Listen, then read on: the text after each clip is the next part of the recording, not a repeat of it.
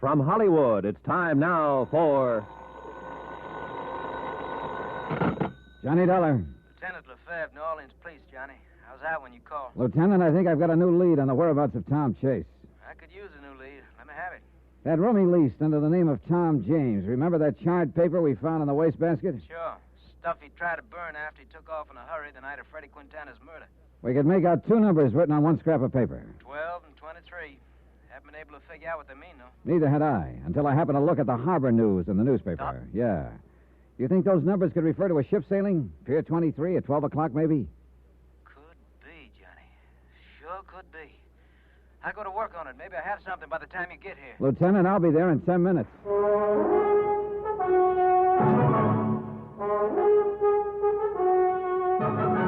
Tonight and every weekday night, Bob Bailey in the transcribed adventures of the man with the action-packed expense account, America's fabulous freelance insurance investigator. Yours truly, Johnny Dollar.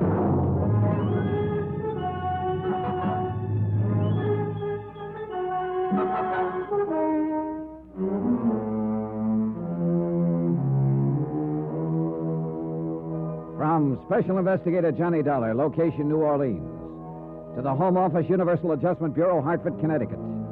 Assignment, the Phantom Chase matter. Expense account continued. Item 16, $1.50, cab from my hotel to police headquarters in the office of Detective Lieutenant Lefebvre. I got some of my boys working on ship sailings, Johnny. Trouble is, we're not sure what date we want and whether the 12 means noon or midnight. Pier 23 is a pretty busy place. There's been several departures in the last few days. Freddie Quintana was killed 3 nights ago, about 10:30 at night. Could be the departure time was midnight that same night. Could be, and that's the line we're taking. But, of course, that's assuming that Tom Chase, alias Tom James, was the one who murdered Freddie Quintana. Oh, everything points that way, Lieutenant. Look, Tom Chase was the junior partner in the New York investment firm of Everson and Chase. He embezzled $120,000, jumped his bail, and disappeared. Embezzler isn't necessarily a killer, Johnny. Matter of fact, the two types are usually quite different. True enough. But the big kicker in this deal is why Tom Chase went sour in the first place. A man who changed as completely as he did in one direction might go all the way. Yeah, it's happened before, of course. His wife Lola and his senior partner, George Everson, were pretty shocked at the thought Tom had embezzled the money. They couldn't understand why a man like he would do what he did. Neither could I, until I found out it was a woman who rented a room for him here in New Orleans. How did Miss Chase take that news? Oh, pretty hard. She's still here in New Orleans? No, I talked her into returning to New York. I just didn't want to see her get hurt anymore. She probably shouldn't have come down here in the first place. Well, that's what I told her. That there was nothing she could do here.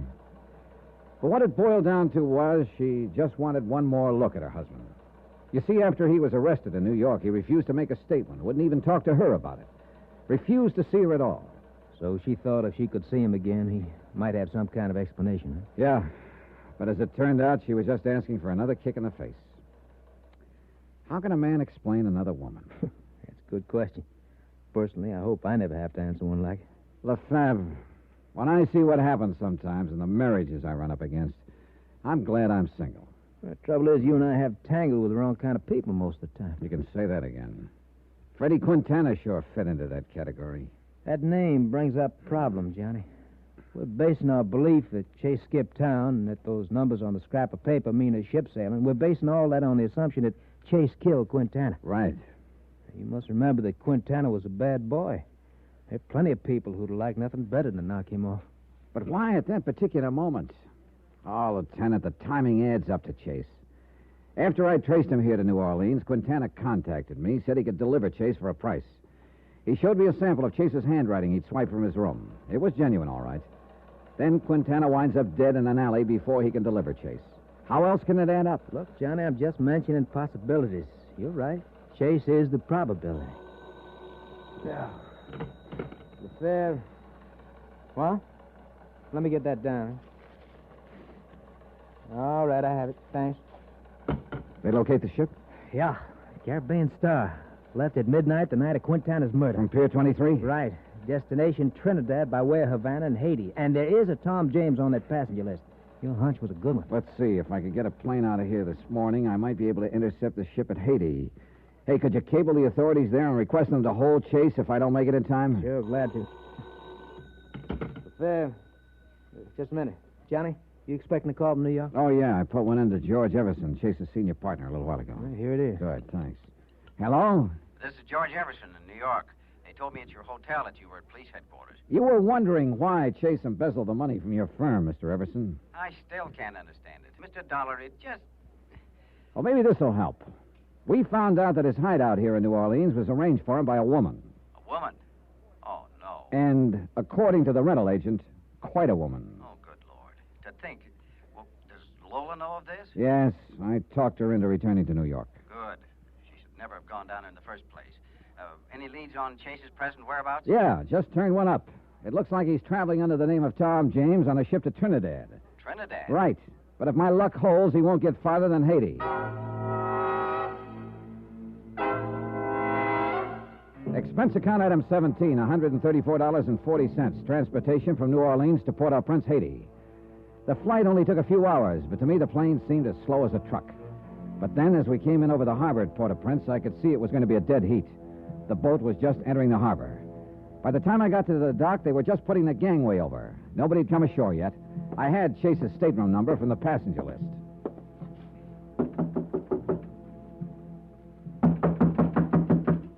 Okay.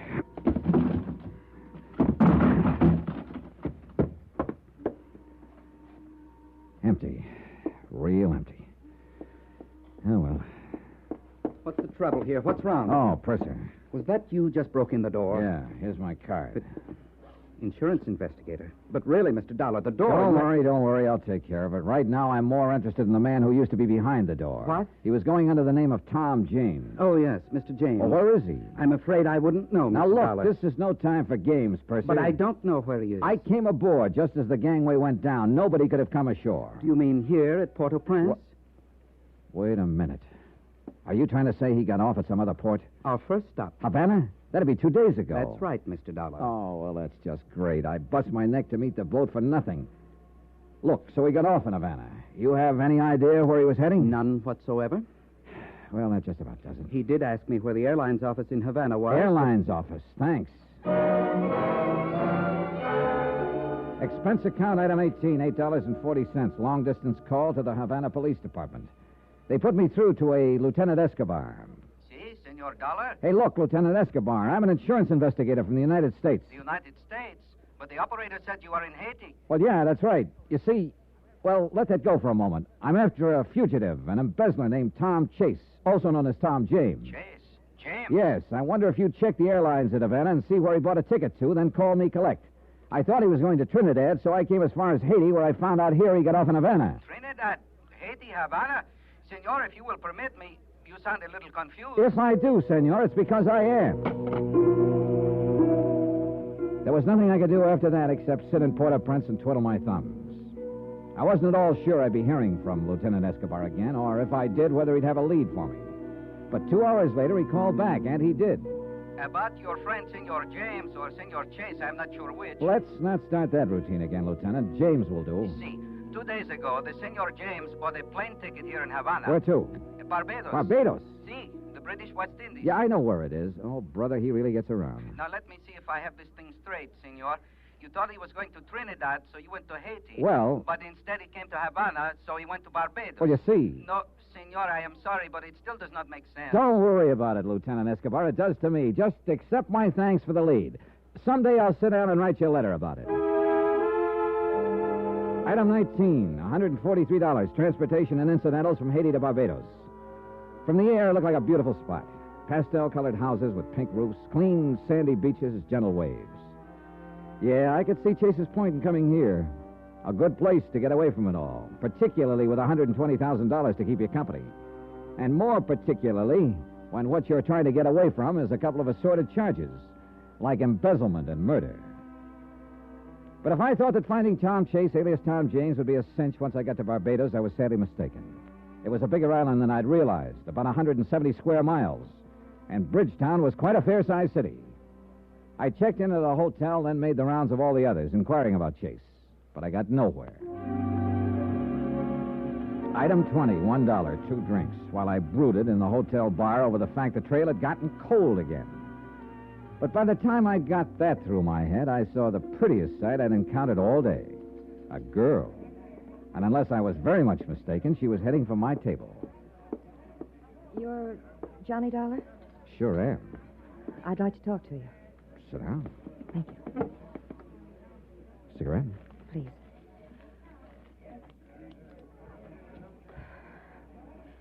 You're looking for somebody, aren't you, Mr. Dollar?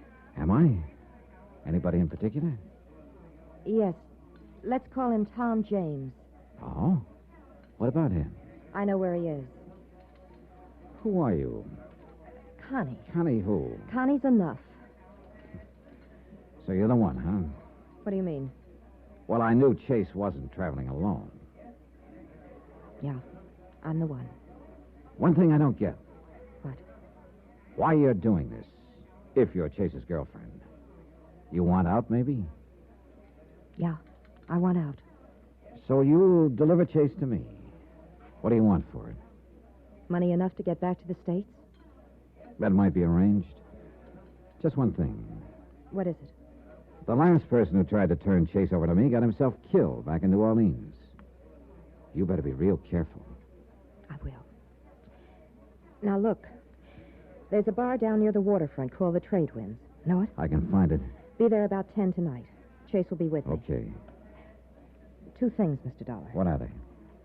Don't let on to him how you found him. Okay, what else? Bring the money. Connie left, and I sat there basking in the welcome warmth of a trail that had suddenly heated up again. At 9:45, I went down to the waterfront. I spotted the Trade Winds bar down the street a block or so. I waited. Pretty soon I saw Connie go inside. I started for the entrance. Then, suddenly, I realized I was being followed. Somebody crossed the street in the shadows. I whirled and headed for him fast. It took him by surprise. He ducked down an alley, then into a warehouse on a pier. I eased up to the door. It was dark inside, but I went in. Then, too late, out of the corner of my eye, I spotted somebody beside me in the dark. Something hard hit me over the right ear, knocked me to my knees. Yeah, I'd finally caught up with Chase. The hard way.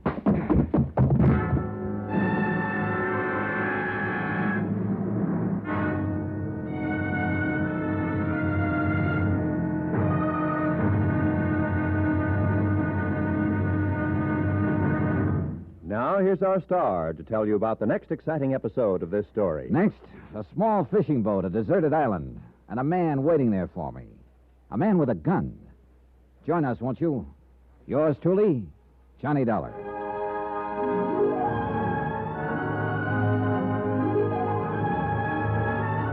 Yours truly, Johnny Dollar, starring Bob Bailey, is transcribed in Hollywood. Written by Robert Reif, it is produced and directed by Jack Johnstone. Heard in our cast were Virginia Gregg, Michael Ann Barrett, Lawrence Dobkin, Forrest Lewis, Peter Leeds, Barney Phillips, Tony Barrett, and Victor Perrin. Musical supervision by Amerigo Marino. Be sure to join us on Monday night for another exciting episode of this story on Yours truly, Johnny Dollar. Roy Rowan speaking.